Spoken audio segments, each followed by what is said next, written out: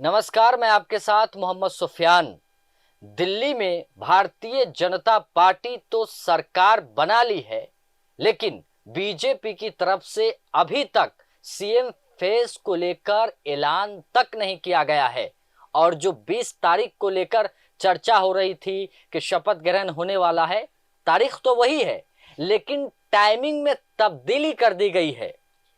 इसी को लेकर हम चर्चा करेंगे। इसके साथ ही साथ एक और बड़ा बयान आया है आम आदमी पार्टी के विधायक गोपाल राय ने कहा है कि भारत के इतिहास में पहली बार मंडप तो तैयार है, लेकिन दूल्हा कहां, पता नहीं।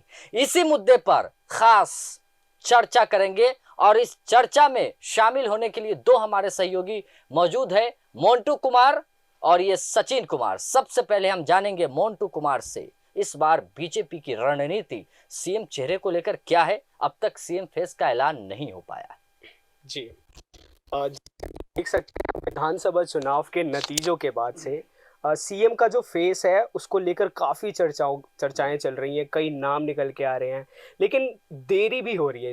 इसके बीच में हमें देखने को मिल रहा है कि काफ़ी देरी भी हो रही है। तो जो नाम है इनके बीच में जैसे कि परवेश वर्मा है, आशीष सूद है, इन ऐसे नेताओं के काफ़ी बड़े बड़े नाम जो है चर्चाओं में चल रहे हैं। लेकिन इन सब के बीच में जो देरी की बात की जाए तो क्यों देरी लग रही है? देरी इसलिए लग रही है क्योंकि जो बीजेपी का है, जो कभी भी चुनाव के जो नतीजे आते हैं सामने तो उसके बाद देखने को मिलता है कि बीजेपी ज़्यादा वैसे समय नहीं लेती, लेकिन दिल्ली में वो उनको समय लग रहा है। ऐसा क्यों? इसलिए क्योंकि जो बीजेपी है वो एक चुनाव के साथ साथ दूसरे चुनाव की तैयारी में भी लग जाती है, ऐसा कहा जाता है। तो अब जैसे कि दिल्ली के बाद देखा जाए तो बिहार के भी चुनाव है, विधानसभा चुनाव। तो कहा जा रहा है कि चर्चाएं इस बात की भी है कि बीजेपी जो है एक पूर्वांचल ऐसा कोई चेहरा ढूंढ रही है जो दिल्ली का जो उन्हें सीएम बनाया जा सके। ऐसा इसलिए क्योंकि जो बिहार का इलेक्शन आ रहा है और वहाँ पे जो बिहारी वोटर्स है या पूर्वांचल के जो भी वोटर्स है वो दिल्ली में भी रहते हैं, उनका कनेक्शन दिल्ली से भी है। तो कहीं ना कहीं पे टाइम जो लग रहा है वो बिहार के चुनाव को देख के लग रहा है। और जो नाम की बात की जाए तो यहाँ पे एक मनोज तिवारी ऐसा नाम निकल के आ रहा है जिन पे बीजेपी दांव लगा सकती है। और वो मनोज तिवारी कई बार सांसद भी बन चुके हैं यहाँ से दिल्ली से, और वो देखने को भी मिल रहा है। तो कहीं ना कहीं ये देखने को मिल सकता है हमें कि पूर्वांचल पे बीजेपी दाव लगा सकती है। ये इसलिए ज़्यादा समय लग रहा है यहाँ पे। जी जी जी, बिल्कुल। तो बीजेपी मनोज तिवारी को सीएम बना सकते हैं, ये बताया जा रहा है, कहा जा रहा है। लेकिन सचिन हमारे बीच मौजूद है। पूर्वांचली को साधने के लिए बीजेपी तो तमाम तरह की तैयारियां कर रही है, लेकिन अब तक जो सीएम चेहरे का ऐलान नहीं हो पाया है। वही आम आदमी पार्टी के विधायक गोपाल राय ने ये बयान साफ तौर पर कुछ ही देर पहले दिया है कि मंडप तैयार है, लेकिन दूल्हा कहाँ है। अब तारीख बता रहे हैं, लेकिन सीएम नहीं बता रहे हैं। जी बिल्कुल सुफियान, आम आदमी पार्टी है जो अब विपक्ष में है, अब उनका काम है भाजपा से सवाल पूछना। तो वो भाजपा से सवाल पूछ रहे हैं गोपाल राय जो हैं आपके नेता। लेकिन टाइमिंग इसलिए लग रही है, इसके दो कारण है। एक तो पीएम मोदी बाहर अमेरिका दौरे पर चले गए थे, दूसरा दिल्ली में जो रेलवे वाला हादसा हुआ भगदड़ वाला, इसके कारण समय लग रहा है। और मुझे तो जहां तक लग रहा है दो नाम सबसे आगे है बीजेपी की जो सीएम रेस सीएम के चेहरे हैं, उसमें एक परवेश वर्मा। इसका एक कारण ये है कि जिस दिन नतीजे आए थे चुनाव के, उस दिन खुद अमित शाह ने कॉल करके परवेश वर्मा को बुलाया था और उन्होंने भाजपा ने परवेश वर्मा को अरविंद केजरीवाल के खिलाफ उतारा था। तो इससे भी ये मायने लगाया जा रहा है क्योंकि उन्होंने सबसे आम आदमी पार्टी के जो संयोजक हैं उनको मतलब हराया। आम आदमी पार्टी के स्तंभ कहे जाते हैं केजरीवाल, सर्वे सर्वा हैं, उनको उनको उनको उनको हराया है। तो इस वजह से कयास लगाए जा रहे हैं कि परवेश वर्मा को सीएम बनाया जा सकता है। और दूसरा जो एक चेहरा जो मंटू जो भी जिक्र कर रहे थे मनोज तिवारी का, उनको ही बनाया जा सकता है क्योंकि बिहार में अगले साल चुनाव है। और एक और चेहरे की बात हम कर सकते हैं, शिखा रोय है, महिला प्रत्याशी विधायक चुनकर आई हैं और उन्होंने सौरभ भारद्वाज को हराया है। तो महिला वोटरों को खुश करने के लिए, महिला वोटरों में अपना एक पैठ बनाने के लिए बीजेपी शिखा रोय को भी सीएम बना सकती है। लेकिन अब ये देखने वाली बात होगी, बस 24 घंटे की बात है। उस दौरान सब कुछ क्लियर हो जाएगा कि सीएम कौन बनेगा। और शपथ ग्रहण के दौरान तो हम लोग देख ही लेंगे कि सीएम कौन बनेगा। सचिन ने ये बात कही कि सीएम महिला को भी बनाया जा सकता है, लेकिन बनाया जाएगा तो ये अभी नाम तो नहीं बताया गया।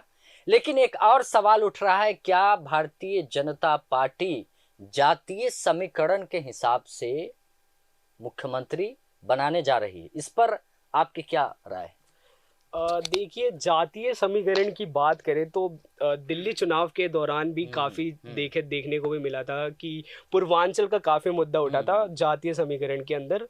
तो ये चीज़ भी काफ़ी अहम मानी जा रही है विधानसभा चुनाव के नतीजों के बाद कि जो जातीय समीकरण है उस पे भी जो भाजपा है वो काफ़ी ध्यान देने वाली है। तो जातीय समीकरण की बात करें तो कैबिनेट जो होने वाला है बीजेपी का, इसमें वो जातीय समीकरण देखने को हमें मिल सकता है, जिसमें अगर ब्राह्मण समाज से बात करें या फिर अलग अलग जाति के बारे में बात करें तो बीजेपी का मतलब जो समय भी लग रहा है ना यहाँ पे, उसके अंदर भी काफ़ी चीज़ें देखने को मिल सकती है हमें कि वो जातीय समीकरण जो है वो कहीं ना कहीं पे फिट करने की तैयारी चल रही है और बीजेपी के अंदर से। और चाहे वो सीएम का पद हो या फिर उप मुख्यमंत्री का पद हो, इससे पहले भी काफ़ी चर्चाएं चल रही थी कि जो उप मुख्यमंत्री जो है हमारे, वो जातीय समीकरण के आधार पे बनाए जा सकते हैं या फिर वो उसके अंदर हमें देखने को भी मिल सकता है कि या वो पूर्वांचल के हों या फिर कोई अलग जैसे देखने को भी मिल सकता है।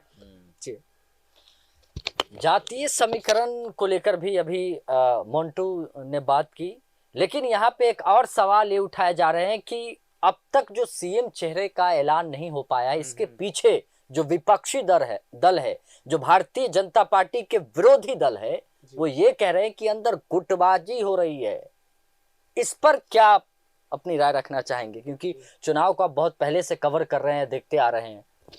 जी बिल्कुल सुफियान, जहां तक मुझे लगता है गुटबाजी बीजेपी में नहीं होती है। अगर होती भी है तो किसी की हिम्मत नहीं होती है कि अगर खुलकर बयान दे दे भाजपा आला कमान के खिलाफ, क्योंकि मध्य प्रदेश में हमने देखा, राजस्थान में देखा, छत्तीसगढ़ में देखा, 3 दिग्गज चेहरे को जो है साइडलाइन कर दिया गया और अननोन चेहरे, मतलब जिनका कभी नाम नहीं सुना था हम लोगों ने, उनको सीएम बना दिया गया।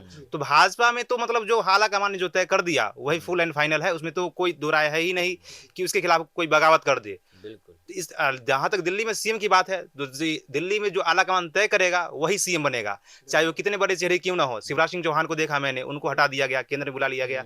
तो भाजपा ये नहीं देखती है कि कौन बड़ा चेहरा है, वो देखती है कौन डिलीवर कर पाएगा, कौन काम कर पाएगा, कौन अरविंद केजरीवाल को टक्कर दे पाएगा। क्योंकि भाजपा ने जो वादे किए हैं उसको करना भी है, अरविंद केजरीवाल से टक्कर भी लेना है और कांग्रेस को नीचे दबाकर भी रखना है और विधानसभा में अपनी ताकत दिखानी भी है।